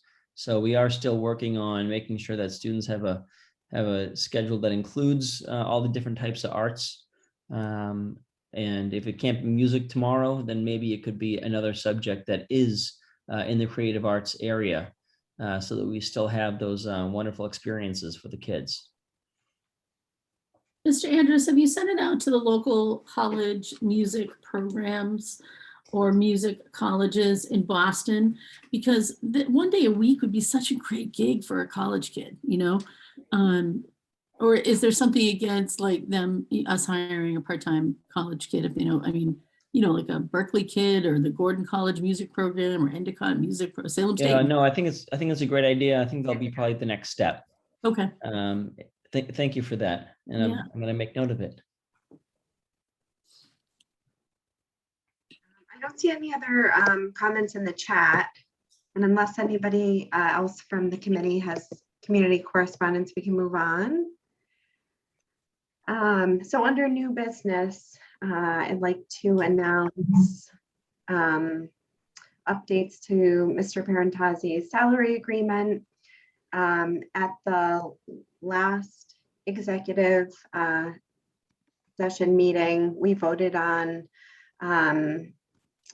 awarding Mr. Perentazi a well-deserved bonus of $2,734 for the fiscal year. It's payable in fiscal year 2022, but for the 2021, for all of his hard work during the 2021 school year, as well as a one-time COVID-19 related retention bonus of $2,734. And his base salary was increased, and it will be $57,418 for the fiscal year 2022. And all the other provisions in his second contract extension will be in effect. And we would like to thank Mr. Perentazi for all of his hard work in the past year, and it's definitely well-deserved. Well, Madam Chair, thank you and the members of the committee very much. You are very kind, and as I told an MTA person today, the school committee here is very supportive of teachers, administrators, and children and education in general. Thank you. I think you have an update in terms of some dates that have been laid out for NTA contract negotiations that are in our packet. We have some dates scheduled. Yes, I do. Through you, Madam Chair, in your inboxes, in your email, you have a confidential document for me, which is the results of a meeting I had today at 3:30. We also have 4 more negotiating sessions scheduled in the next 2 months with the Nahant Teachers Association Unit A. That's the certified licensed educators. I also forwarded to you the current contract for the Unit A in 2 segments. One is the actual contract language, and 2 is the Appendix D, which is the evaluation portion of the contract, which is in effect a contract in and of itself. So one of the things that we agreed to is to go forward and to build packages for one another. And that is the limits of what I can discuss with you in public session. But we're moving forward with negotiations. It is typical to have Unit A go first. Unit B are the paraprofessionals, and that usually waits until the Unit A is completed. As a reminder, we are now in the very beginning with both units of a 1-year rollover. So we have all the way until next August to reach conclusion with both groups. Hopefully it won't take that long, but I'm very optimistic. It was a very positive meeting today and a very optimistic meeting. So I'm sure we will get into more detail in a different venue.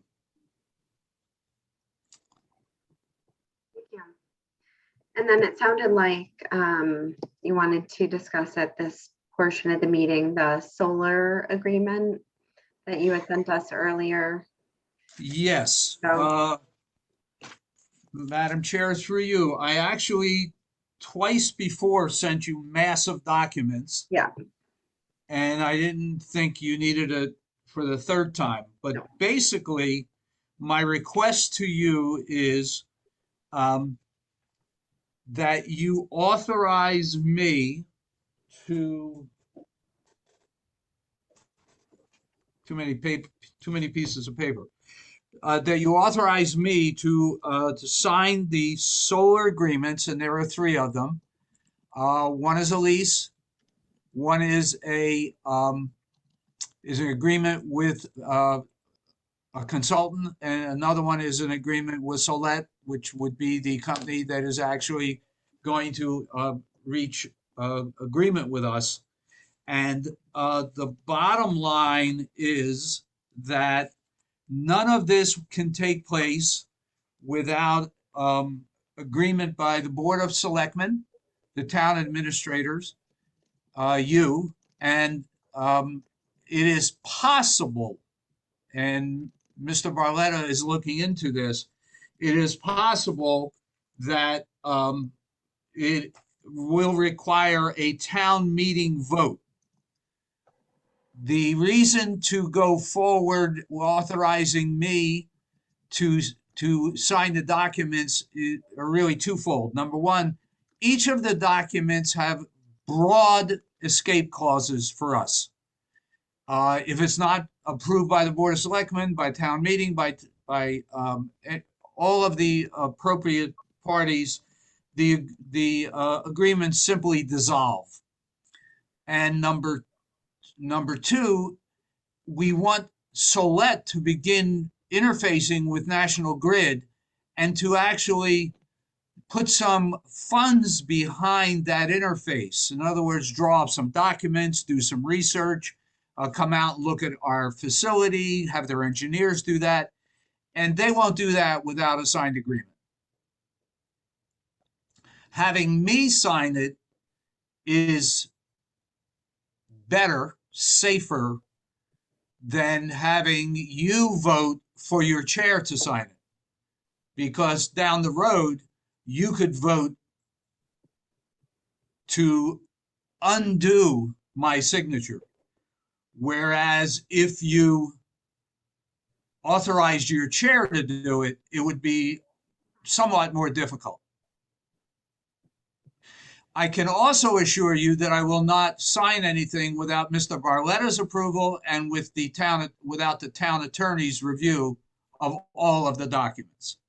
And I would like that put into the minutes if possible, because I think that's an important safeguard for you. The documents that were sent on September 8th. These are the most updated documents, correct? The one that we had from September 8th. Yes. Mhm. Gina, would you mind just reading me the titles of those Yeah, documents? so there's the letter, the letter of intent for solar power purchase agreement.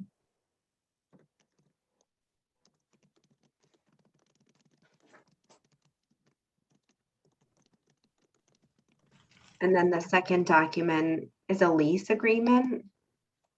Lease, L-E-A-S-E.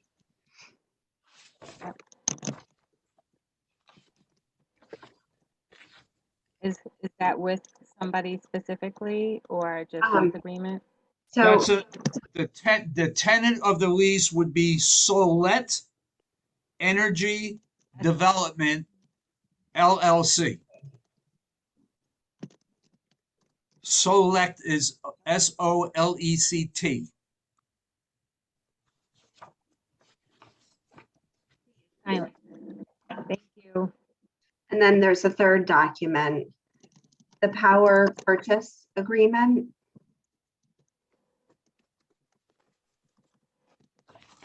And again, it's with Select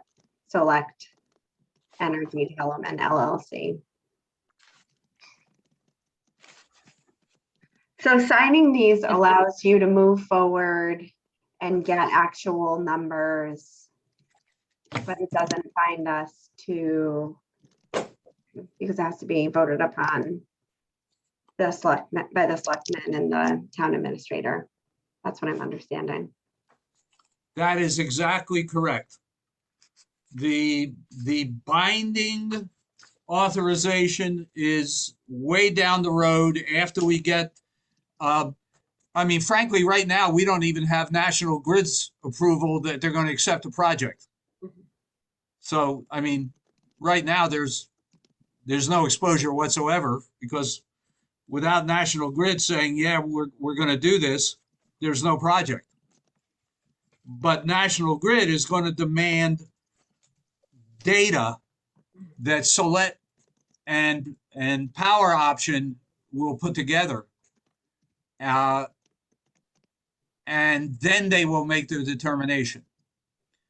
As a reminder, one of the things we're waiting for is a more beneficial buyback for the energy we produce but don't use. If you remember, I mentioned that we were paying about 11 cents. I think it's actually 10.7 cents per kilowatt, and they were only going to give us 3.8. Well, we will be petitioning National Grid for an equitable exchange, that we pay X and they buy for X minus a little bit to cover some costs, but certainly not a third of what it costs us. And frankly, if National Grid doesn't agree to that, Mr. Barletta and I are of the opinion that we're not going to go forward anyway. Because in the summertime, we're going to be producing enormously more energy than we're using. And if we're not getting if we're not getting a significant improvement in the net value of the energy that we're producing and not using, then it really doesn't pay.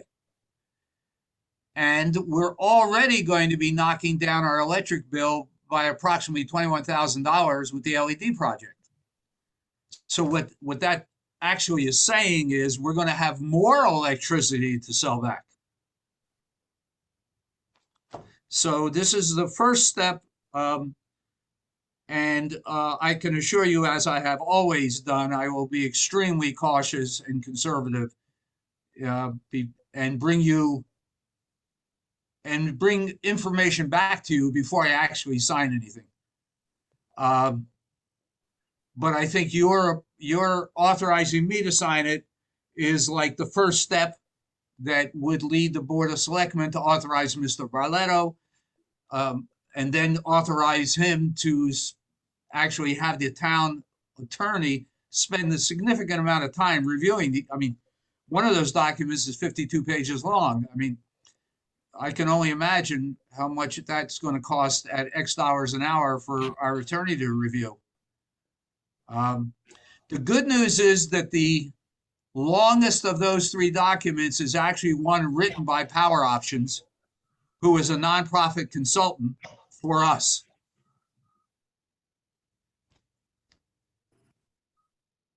Does anybody have any questions regarding these documents? I know they were sent last week.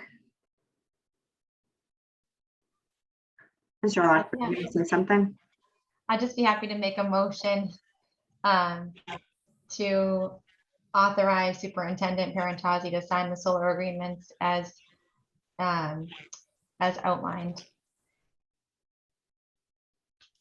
I'd second that motion. Thank you.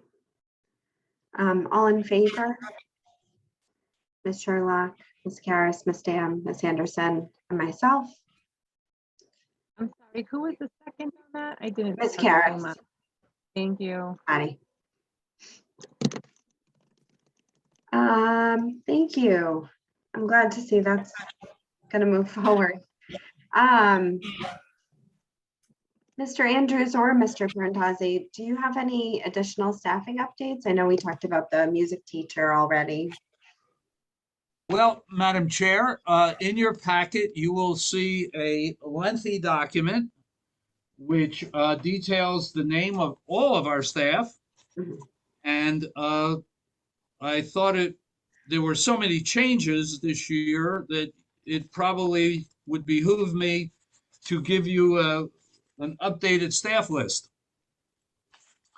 So right now we are in the market for a music teacher, as you have previously heard. We are in the market for substitute teachers. And we are on the verge of signing another part-time paraprofessional. So as you go through this list, you will see 11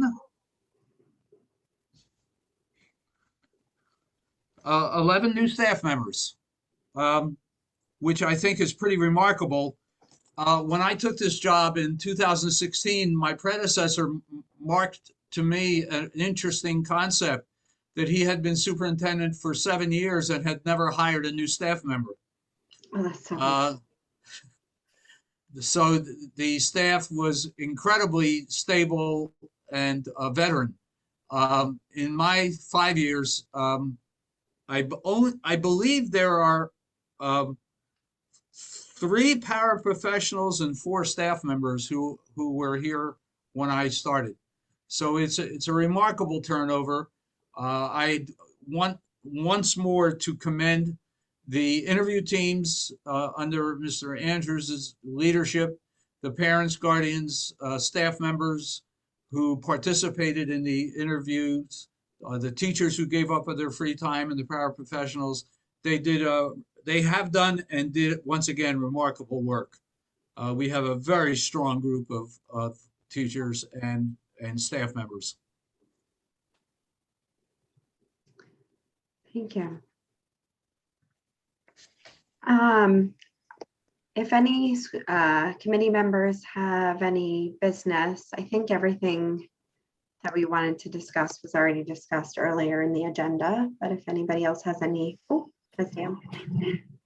I just at one point wanted to review what we had in place for the early literacy screening assessments for K through 2.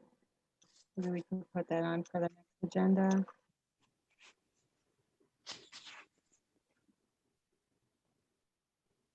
Was that, I'm sorry, Madam Chair, through you, was there a question about what is our early reading screening assessment? Yeah, for early literacy screening assessments. Sure, I can take that question now. We Okay. use we use the benchmark assessment system from Fountas and Pinnell. That's been in place at the school for a number of years. In fact, we just got it organized. We didn't use it last year because of COVID-19 and the proximity concerns, but we have it in place this year. The intention is for all students to be assessed in grades, using that in grades 1 to 6 through by October 1st for reading groups, to create reading groups in the classrooms. And we use, again, Fountas and Pinnell's classroom system to support reading in the classroom and to differentiate the lessons in the classroom.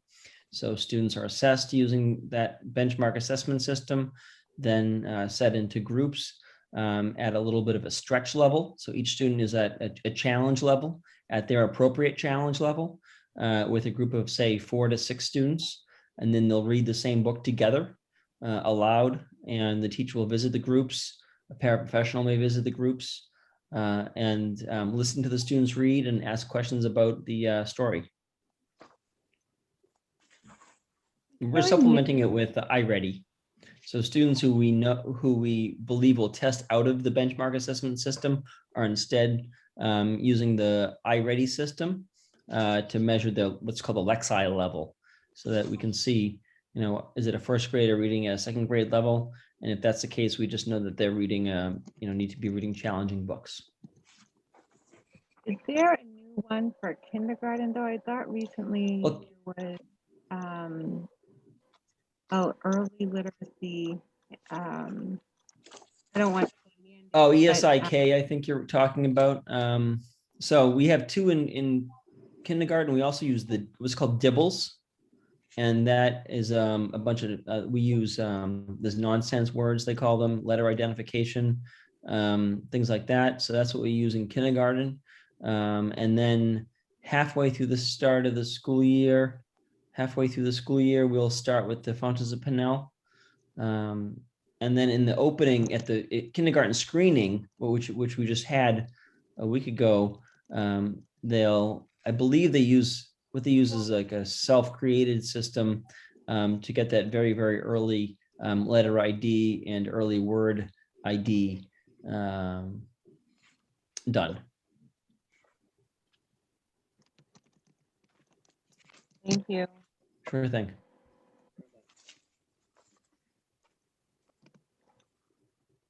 Were there any other questions from committee members? Seeing no further discussion, would somebody like to make a motion to adjourn? I guess we're adjourning into executive session, which I didn't realize. Sorry. So to adjourn into executive session, not to reconvene into open session. I'm happy to make a motion to adjourn the open session meeting for this evening at 8:59 p.m. to enter into executive session, not to reconvene in open session, to conduct a strategy session in preparation for negotiations with union personnel, and to approve executive session minutes. from August 24th, 2021. A second, I'll second that. Ms. Karas, all in favor? Ms. Sherlock, Ms. Dan, Ms. Karas, Ms. Anderson, and myself. Thank you very much. We are adjourned. Good night, folks. Good night, Mr. Andrews. Good night. Thank you. Sure thing. Tony, what negotiations are we discussing tonight? Wait, do we need to stop recording? Yeah, it never goes anywhere, but thank you for the reminder.